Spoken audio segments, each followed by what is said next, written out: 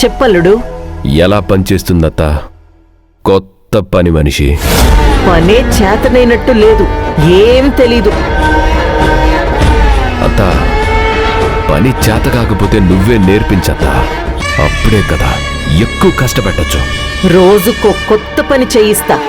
నేను చెప్పే వరకు నేనెవరో నువ్వెవరో శివగామికి తెలియకూడదు. ఆ సంగతి నేను చూసుకుంటాను కదా. అత్త దీప ఇంటికొచ్చిందా? అల్లుడు వచ్చింది. Madam coffee. ఒక్క సెకండ్ లైన్లో ఉండల్లుడు. నాకెవడిస్తాడు? నీ బాబిస్తాడా? మీరు అడగలేదు కదా. అడక్కపోయినా అర్థం చేసుకోవాలి. వెళ్ళి నాకు పట్టుకురా.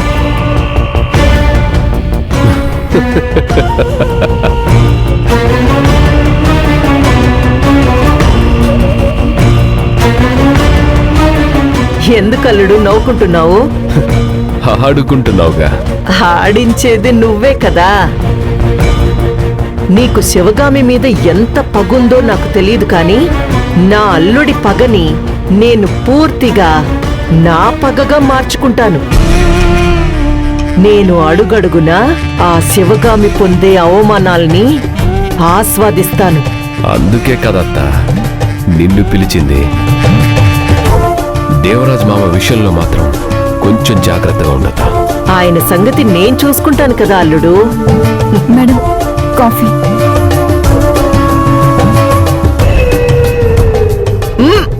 థూ.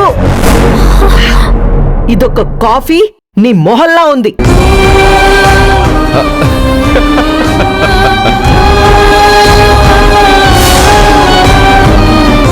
రేపటి నుంచి ఎలా పెట్టాలో నేను నేర్పిస్తాను.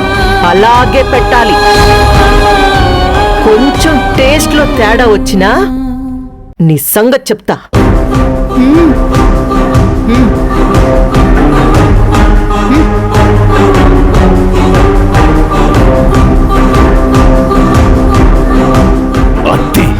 అద్దత్తా నువ్విలాగే అల్లుకుపో. అలాగే అల్లుడు.